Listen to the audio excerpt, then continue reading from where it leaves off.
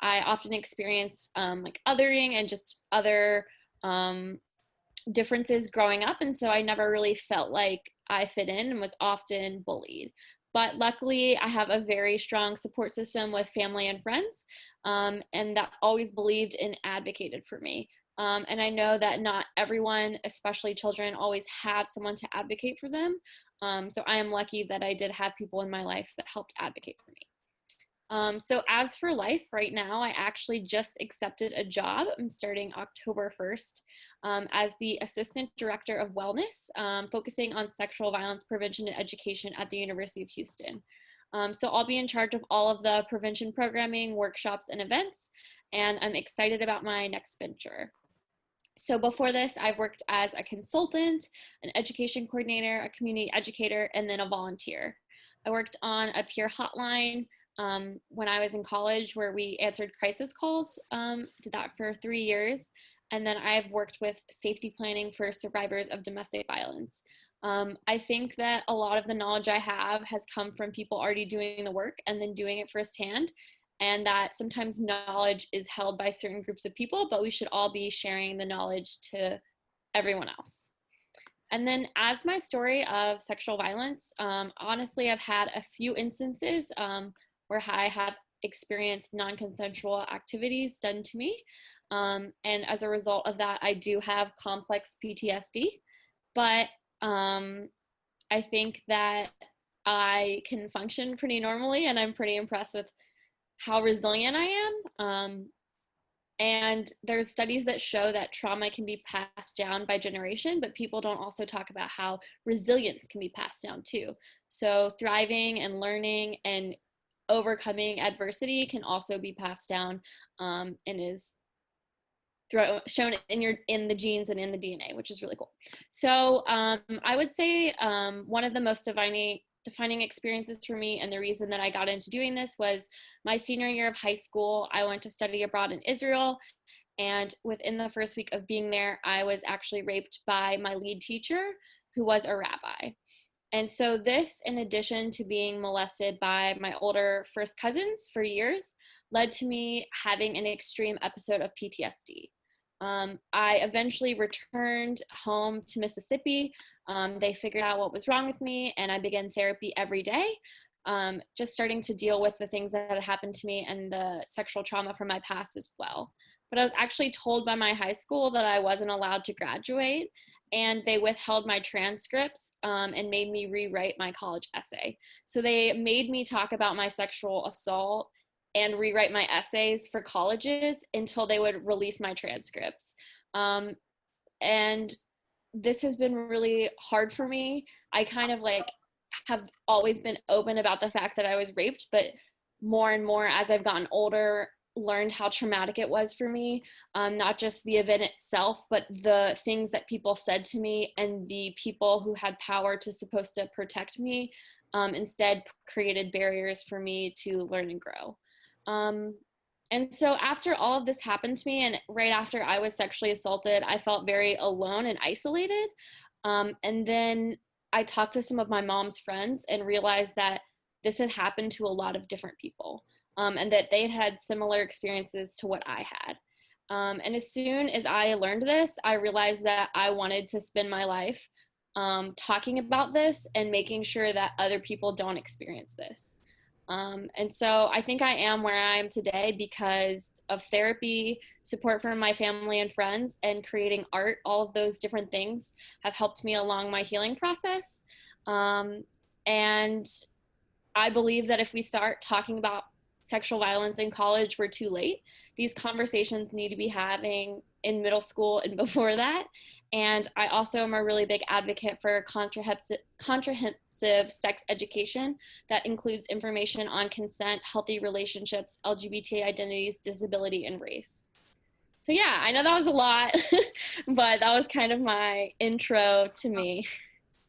That was amazing. Thank you so much. Wow, that was super helpful. So by the way, guys, if you want any other information, there's a lot more and more valuable information and advice as well. Please feel free to check Miss Rubinsky's her website as well as her Instagram, because she's constantly posting new advice and new information that's super important and super helpful. So before we get started, oh, and those are going to be in the chat box below as well. So also before we get started, we also created some pre-made questions for you that we are super excited for you to answer. So we're just going to get started with those. So first of all, congratulations and all the best for your new job. And Thank you. To start off this interview, I'm going to ask you what motivated you or what inspired you to become an advocate for sexual violence and become a professional trainee and giving training to people. And also you have an amazing LLC, I guess it's organization, I'm guessing. Tell us about that too. Yeah. So I think that I started just doing the work because I felt that no one was doing the work, and it's kind of evolved into a way of looking at hope. Because if we look at the world right now, it seems like really daunting for me and a lot of people. And so I believe that there truly could be a world without sexual violence. And so because of that, I think is why I have my company and why I do all of this work.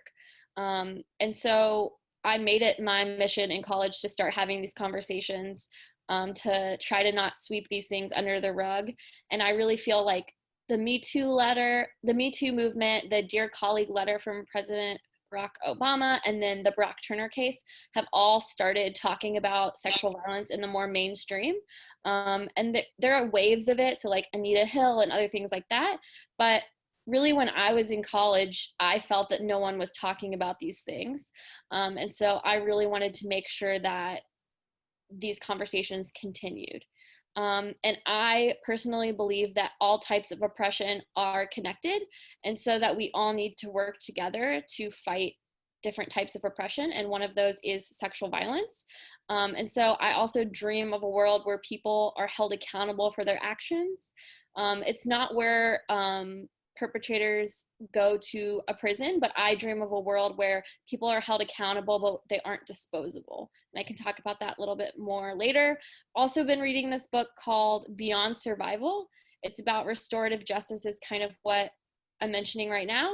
But I also want to note that I am a white person, and that a lot of the work that has been done by people of color, because they have known for years and years and years that the carceral system does not help them but will hurt them more. So they have taken their own initiative in protecting their communities. And so I think that I, as a white person, will get a lot of like, oh, you're so cool for talking about this, but people have had to do it because that's how they've had to survive. And I think transformative justice is the future.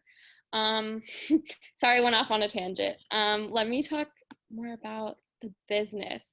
So yeah, I mostly just do that part-time.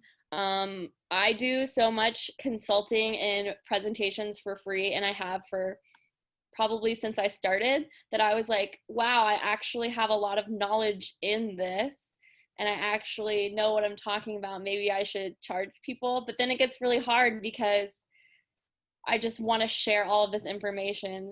And so I'm glad that I have a job, and then I guess I can do like pro bono consulting and paid consulting on the side now. But it's easy for me to just be like, oh, let me just talk to this, let me just educate you, because I think the knowledge is out there, but it's really hard to find. And it's often written in ways that is not accessible to everyone. And I think that that is really problematic, because the way our education system is like, with people with resources can get education, but I believe that everyone has knowledge, and we should all share that knowledge and resources with everyone. So in your like consultant job, like on your typical day, do you hear a lot of personal story about sexual violence, and what advice do you give those people? Yeah, so I would say a little bit less on like the day-to-day consulting, but I would say probably every or almost every presentation that I give, someone either knows someone who was assaulted, someone discloses that they were assaulted. And so I'm glad that I have a background in dealing and working with survivors, because there is a lot of disclosing. And I do have advice. Let me go to my notes. Okay. So, if a friend opens up about their story of sexual violence, I would recommend listening without interrupting. Avoid asking them why questions. So, why didn't you go home, or why did you drink? And then try to validate what they're saying in a compassionate way. So say something like, thank you so much for sharing that with me, or sounds like that was really difficult, or thank you for feeling comfortable enough with me and sharing that. Then also, sometimes people, they're well-meaning because they want to get more information, but it can be invasive to the person who is the survivor. So I would just try to limit asking any questions. Maybe just like, how can I support you next? What do you want to do to make you feel safe? Avoid trying to touch the person, asking too many questions, or freaking out. Try to stay as calm as you can, because if you act more excited or freaked out, that is going to raise the alarms in this person who's a survivor, and then they're going to feel bad that they told you, or they're going to feel uncomfortable. And you can say things like, you're not to blame, this isn't your fault, it's really brave of you to tell me, I'm here for you, there's a lot of resources out there for you, would you be interested in me giving you some of those? Thank you for that.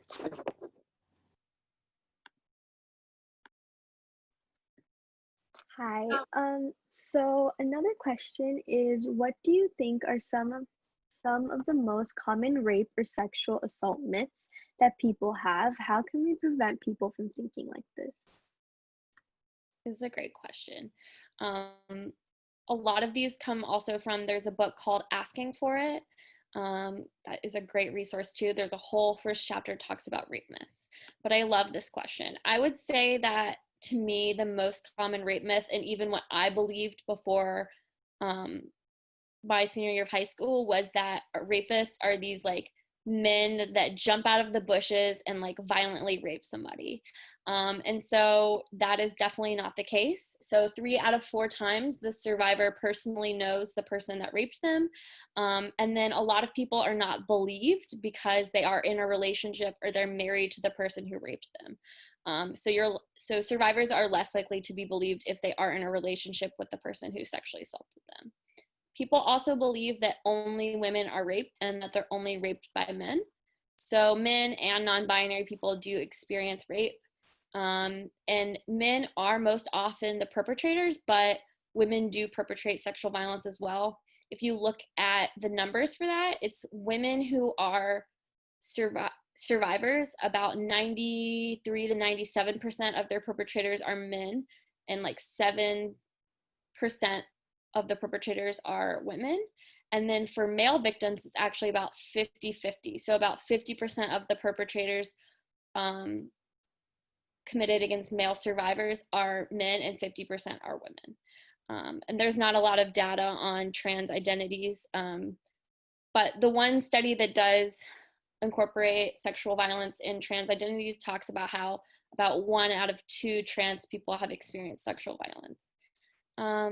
And then people also believe that rape is just the penetration of a penis inside of a vagina, but sexual violence to me is any unwanted sexual contact. So it includes pressuring someone into any type of sex, being groped, or even non-consensual kissing. Another thing is people believe that rapists are like monsters and they can't imagine like knowing someone that was a rapist, but people are everyday people that use their power and control in sexual situations. And by demonizing them, it makes it that much harder to believe that they could even happen. And then I believe that we can prevent these myths by having more conversations about consent, agency, power, relationships, feelings, and emotions. If we can normalize having emotions and teaching people how to cope with trauma and their own emotions, we can help them deal with things before they become an issue. I also think changing the media. I know that there's a lot of negative depiction of sexual violence in the media, or it's used as a tool for like a shock factor, for example, Game of Thrones.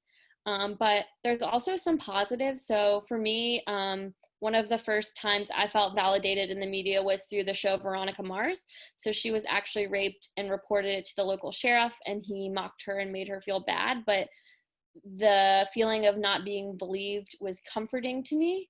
And then there's another show on Netflix called Unbelievable, that's based on a true story, and it's similar stories of survivors reporting and the working with police on that. Thank you. That was great. Another question is there are many amazing resources on your website. So how do you know how to pick which resource to add? Great question. So for all the work that I try to do, I try to use an intersectional margins of center approach.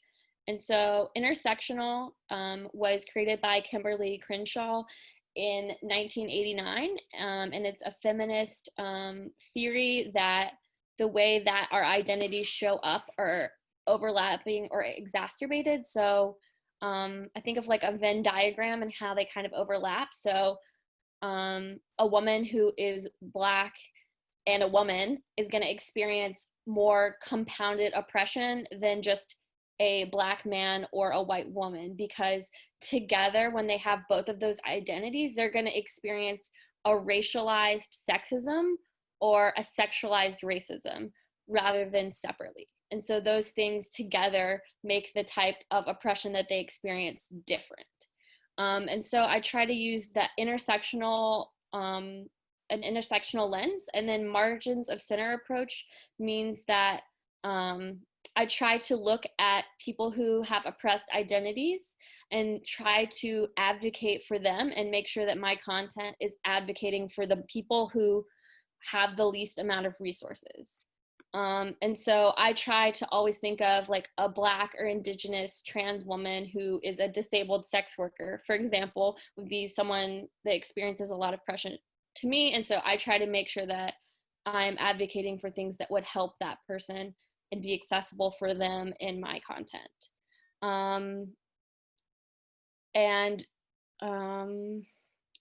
So I want to end sexual violence for all people. I make sure that my resources are through that intersectional margins of center lens, because I don't want to end sexual violence just for attractive, cis, straight, white women. You know, I want to end sexual violence for all people.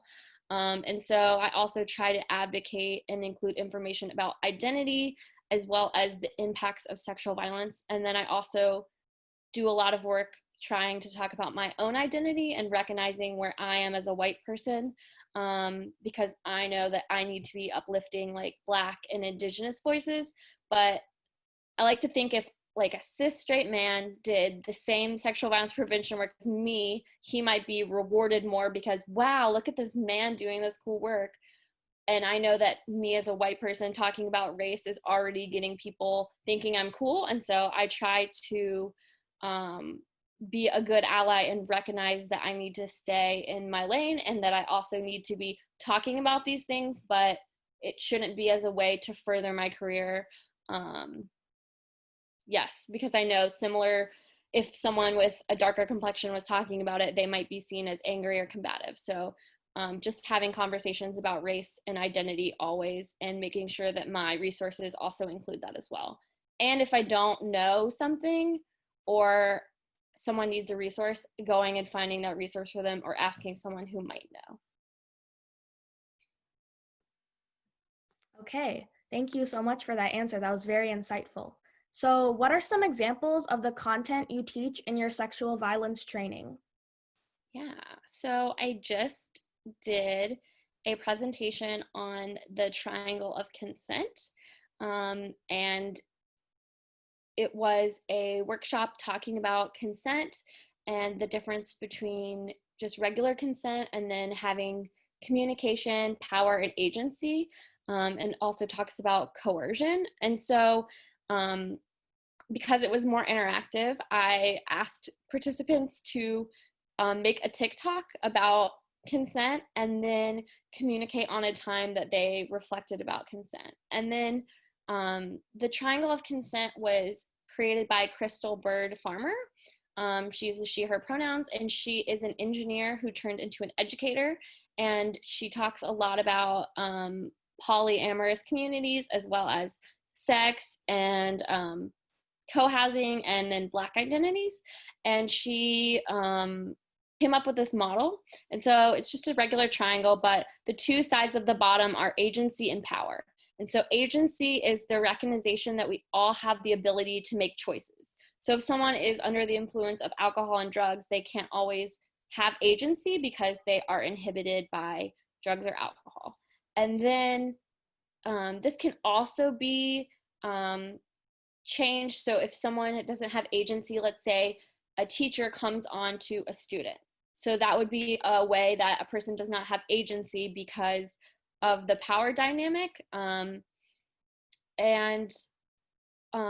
Also agency is being able to make choices based on the available information and our own judgment. So when we're in a relationship, it's important to disclose relevant information about what's going on so that we can recognize our partner's agency. The lastly is that people with disabilities sometimes might not be able to give agency because of that. And then next is power. So thinking about power dynamics and how that impacts a relationship. So if someone is your teacher, then you're not going to be able to give consent in the same way than if they were a peer that would be in your class. And I think when talking about power, it's also like recognizing that men do have more power than women. And so this is where coercion comes in. When we talk about sexual violence, I feel that coercion is often left out. So if somebody says, will you have sex with me? And you say no, they ask a few times, you say no, and then the fifth time you ask and they say yes, that doesn't mean that you consented, because just because you say yes doesn't mean that you wanted to. You were pushed or coerced into doing so. And then lastly is communication. So you need the power and the agency to then communicate. And those three things to me build consent, because you can't just have thought about the power or the agency. You have to then communicate it and talk with your partner about it. And so I think even just practicing like, hey, you're really cute, can I kiss you? Things like that that sound kind of silly can be, one, really hot in the moment, or two, really fun, but also really hard to say. But the more that you practice it, the easier it gets. It's also easily to talk about before anything even happens. So negotiating and talking about consent before even doing anything makes it even easier to talk about consent. So that's just like a little snippet of what I might talk about during a presentation. Thank you so much. All of your answers have been very phenomenal. So thank you again. Thanks. Yeah, I really appreciate all the work you do. So before we move on to Q&A with the audience, we have one more question that we would like to ask you. So what has been your biggest take from I Believe You, LLC? I think my biggest take would be you can always learn from everyone. So like, even though sometimes I might know the most about like sexual violence prevention, which isn't even true. Like, I don't even consider myself an expert. I find it fascinating. I think learning from other people and always having an open mind would be my biggest takeaway, that no one knows everything. You're going to always make mistakes, but just be open to learning and growing and doing better in the future. Wow, that was amazing.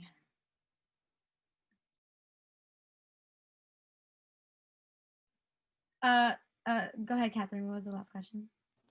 Yes, so the last question is, what are some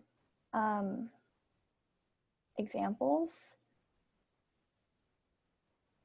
Wait, no, actually we're moving on to poll questions. Rania, would you like to take over? Yes, thank you so much, Ms. Rubinsky. So the rest of the time will actually be given to the Zoom audience as well. So in this time, the audience will be able to ask you any questions that they have for you. So we've also created an online poll on our social media account on Instagram, in which people who cannot attend this live Zoom meeting could be able to ask any questions that they would have for you, and watch it later on our YouTube channel, which will be in the chat as well. So for the next couple of seconds, if you guys have any questions questions for the Zoom audience, from the Zoom audience, you guys can unmute your mic and ask, or if you want, you can write your questions in the chat. So we'll give you guys some time to do that, and we'll come back in 30, 40 seconds.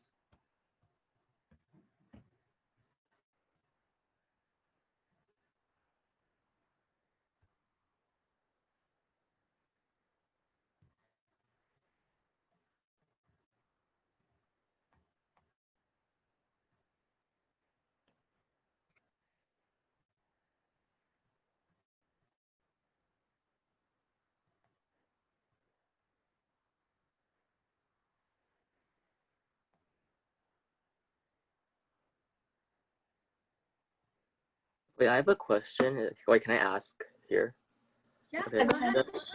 So when you started the I Believe You LLC, did you do it alone, or did you have like other people who also like advocated for you, or was it just like a single project kind of thing? It was alone. I've always wanted to start my own business, and I was graduating graduate school, and a lot of my friends had jobs, and I was like, oh no, what am I going to do? And then I was like, I'm going to do what I'm good at. And so I have just done a lot of consulting. Even if I do it for free, I do it underneath my business. And I always am like asking friends, or friends are always asking me if I can like educate or share knowledge. And so I do it on my own. I created the website. I just got a logo made. And if allowed, I would love to do it outside of work, but we'll see what happens in my next steps. But I'm always about educating, even if people like can't afford. I was also like, I do a little consulting, but I've always wanted to help survivors navigate through the process. And so I've done that before, but wanted to do it from a consulting lens, but I don't know how legally that would work. But I think that a lot of people aren't even having these conversations. And so trying to get my foot in the door and talk about this and LGBT inclusion. So I do think that a lot of times organizations are also not always talking about gender and sexuality. And I really believe that sexual violence is a gender issue. And if we can deconstruct gender and have conversations about femininity and masculinity and the way society puts us in these boxes, then we can help prevent sexual violence as well. Because the violence that someone experiences that is a man or like looks masculine and wears a skirt, the same violence that they experience is connected to the violence that survivors of sexual violence face. Okay, thank you. That was really helpful. Sorry, all my answers are really long. No, it's perfectly fine. It's really a lot of information. So we have a poll question that we're going to ask. Someone asked, how are you able to talk to and relate controversial subjects such as sexual assault, racism, sexuality to children? So I guess because this is kind of my life, I don't see it as controversial. I think that to me personally, what's controversial is people knowing about children being sexually assaulted or abused and not doing anything. And through my work, I have found that there are people who are negligent.